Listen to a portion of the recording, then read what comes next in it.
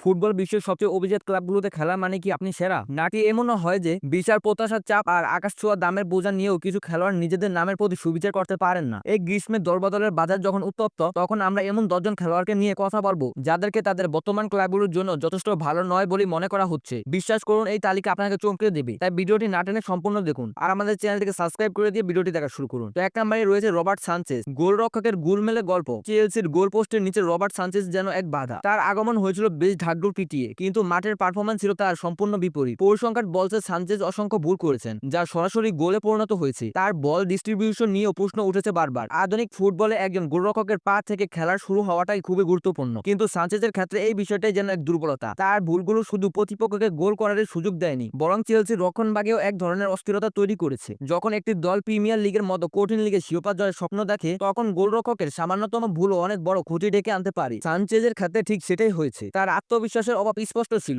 এবং বড় ম্যাচগুলোতে তার পারফরম্যান্স আরো বেশি নজরে এসেছে। চেলসি কি এখন একজন নতুন গোলরক্ষকের সন্ধানে নামবে? এই প্রশ্ন এখন ব্লুজ সমর্থকদের মনে ঘুরপাক খাচ্ছে। সানচেজ হয়তো একজন ভালো শর্ট স্পট পার, কিন্তু আধুনিক ফুটবলের চাহিদা মেটাতে তিনি যেন একটু পিছিয়ে পড়েছেন। ২ নম্বরে রয়েছে আন্দ্রে ওনানা। রেড ডেভিলসের দুঃস্বপ্ন। ম্যানচেস্টার ইউনাইটেডের গোলপোস্টে ডেভিড ডি গিয়াকে প্রতিস্থাপন করা সহজ কাজ ছিল না, আর আন্দ্রে ওনানা সেই কঠিন চ্যালেঞ্জের মুখোমুখি হয়েছিলেন। কিন্তু তার যাত্রা শুরু থেকেই ছিল কাটাময়। তার শর্ট স্পোর্টিং ক্ষমতা নিয়ে প্রশ্ন উঠেছে বারবার। ওনানা তার ক্যারিয়ারের বেশ কিছু হাই প্রোফাইল ভুল করেছে, যা ম্যানচেস্টার ইউনাইটেডে গুরুত্বপূর্ণ পয়েন্ট হারানোর কারণ হয়েছে। চ্যাম্পিয়ন্স লিগে তার ভুলগুলো ছিল চোখে পড়ার মতো, যা দলের বিদায়ে বড় ভূমিকা রেখেছে। যদিও তার বল খেলার ক্ষমতা প্রশংসনীয় হয়েছে, কিন্তু একজন গোলরক্ষকের প্রাথমিক কাজ হলো গোল বাঁচানো। সেই জায়গায় ওনানা ধারাবাহিকতা দেখাতে পারেননি। ওল্ড ট্রাফোর্ডের বিশাল চাপ সামলানো তার জন্য কঠিন হয়ে দাঁড়িয়েছে। সমর্থকরা তার উপর থেকে আস্থা হারাতে শুরু করেছে এবং প্রশ্ন উঠেছে ম্যানচেস্টার ইউনাইটেড কি ভুল গোলরক্ষককে বেছে নিয়েছে? ওনানার ভবিষ্যৎ এখন অনিশ্চিত, বিশেষ করে যখন রেড ডেভিলস তাদের পারফরম্যান্সের উন্নতির দিকে আনতে মরিয়া, তখন ওনানার এই পারফরম্যান্স সত্যি হতাশাজনক। ৩ নম্বরে রয়েছে জ্যাক গিলিস। ম্যানচেস্টার সিটিতে জ্যাক গিলিসের আগমন হয়েছিল ব্রিটিশ ফুটবলের সবচেয়ে ব্যয়বহুল চুক্তির একটি হিসাবে। তার কাছ থেকে প্রত্যাশা ছিল আকাশ ছোঁয়া, কিন্তু পেপ গার্দিওলা সিস্টেমে তিনি যেন নিজের সেরাটা দিতে পারেননি। গিলিসের ড্রিবলিং ক্ষমতা এবং প্রতিপক্ষকে পরাস্ত করার দক্ষতা প্রশ্নতিত, কিন্তু সিটির ট্যাকটিক্যাল শৃঙ্খলায় তিনি যেন নিজেকে হারিয়ে গেছেন। গুরুত্বপূর্ণ ম্যাচগুলোতে তাকে প্রায়শই বেঞ্চে বসতে দেখা গেছে,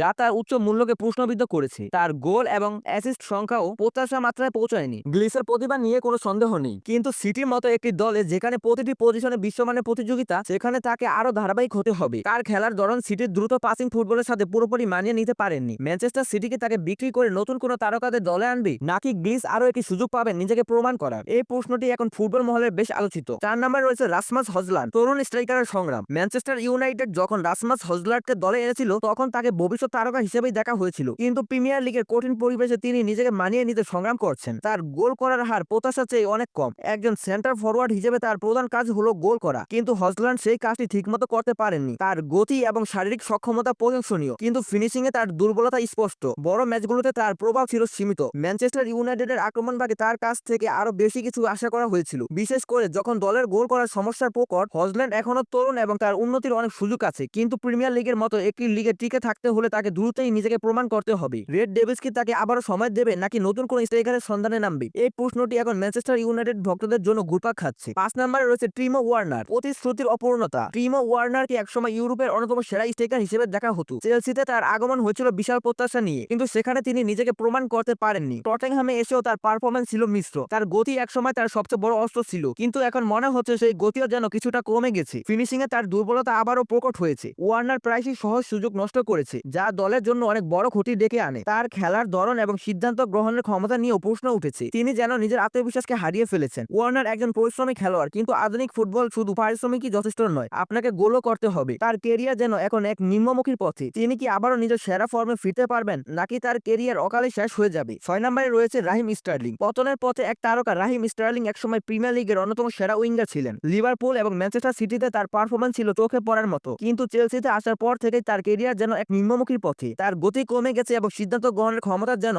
ইউরাটিক হয়ে গেছে। স্টার্লিং প্রায়শই ভুল পাস দেন এবং সহজ সুযোগ মিস করেন। তার কাছ থেকে চেলসি যে প্রত্যাশা করেছিল তা তিনি পূরণ করতে পারেননি। তার পারফরম্যান্সের ধারাবাহিকতা নেই এবং বড় ম্যাচগুলোতে তিনি প্রায়শই অদৃশ্য থাকেন। চেলসির বিশাল বিনিয়োগের পর স্টার্লিং নিজেকে প্রমাণ করতে পারেননি। তার ফর্মের এই পতন চেলসির আক্রমণ ভাগকে দুর্বল করে দিয়েছে। স্টার্লিং কি আবারও নিজের সেরা ফর্মে ফিরতে পারবেন, নাকি চেলসি তাকে বিক্রি করে নতুন কোনো উইঙ্গার দলে আনবে? এই প্রশ্নটি এখন চেলসির ভক্তদের মনে ঘুরপাক খাচ্ছে। ৭ নম্বরে রয়েছে ডারউইন নুনেজ। প্রতিভার সাথে অসামঞ্জস্য। ডাইনন নুনেজ লিভারপুলের হয়ে কিছু উজ্জ্বল মুহূর্ত উপহার দিয়েছেন, কিন্তু তার পারফরম্যান্সের সাথে অসামঞ্জস্য যেন তার পরিচিতি হয়ে দাঁড়িয়েছে। তিনি প্রায়শই অবিশ্বাস্য গোল করেন, কিন্তু তার পর পরের মিনিটেই হয়তো সহজ সুযোগও নষ্ট করেন। তার ফিনিশিং এর ধারাবাহিকতার অভাব স্পষ্ট। নুনেজের মানসিকতা নিয়েও প্রশ্ন উঠেছে। তিনি প্রায়শই মেজাজ হারান এবং অযথা ফাউল করেন। তার খেলার ধরেন লিভারপুলের দ্রুত পাসিং ফুটবলের সাথে পুরোপুরি মানিয়ে নিতে পারেননি। নুনেজের গতি এবং শারীরিক সক্ষমতা প্রশংসনীয়, কিন্তু একজন স্ট্রাইকার হিসেবে তার প্রধান কাজ হলো গোল করা। সে জায়গায় তিনি ধারাবাহিকতা দেখাতে পারেননি। লিভারপুল তার কাছ থেকে আরো বেশি কিছু আশা করেছিল, বিশেষ করে যখন দলের গোল করার সমস্যা প্রকট।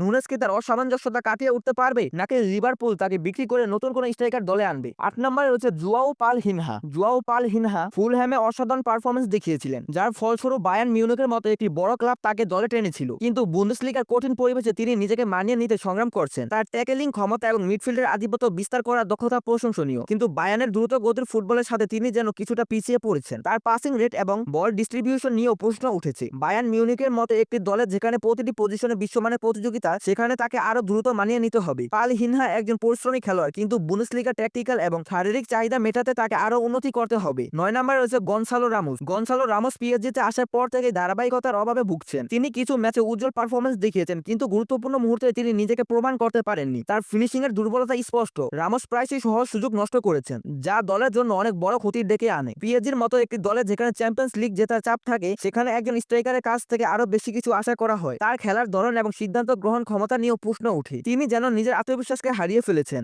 রামোস একজন পরিশ্রমী খেলোয়াড়, কিন্তু আধুনিক ফুটবলে শুধু পরিশ্রমী যথেষ্ট নয়, আপনাকে গোলও করতে হবে। তার ক্যারিয়ার যেন এখন এক অনিশ্চিত পথে। তিনি কি আবারও নিজের সেরা ফর্মে ফিরতে পারবেন? সময় হয়তো বলে দিবে। 10 নম্বরে রয়েছে নিকোলাস জ্যাকসন। উন্নতির মাঝেও সীমাবদ্ধতা। নিকোলাস জ্যাকসন চেলসিতে আসার পর থেকেই কিছু উন্নতি দেখিয়েছেন, কিন্তু তার পারফরমেন্স এখন আর ধারাবাহিক নয়। তিনি কিছু ম্যাচে গোল করেছেন, কিন্তু বড় ম্যাচগুলোতে তার প্রভাব ছিল সীমিত। তার ফিনিশিং এর ধারাবাহিকতার অভাব স্পষ্ট।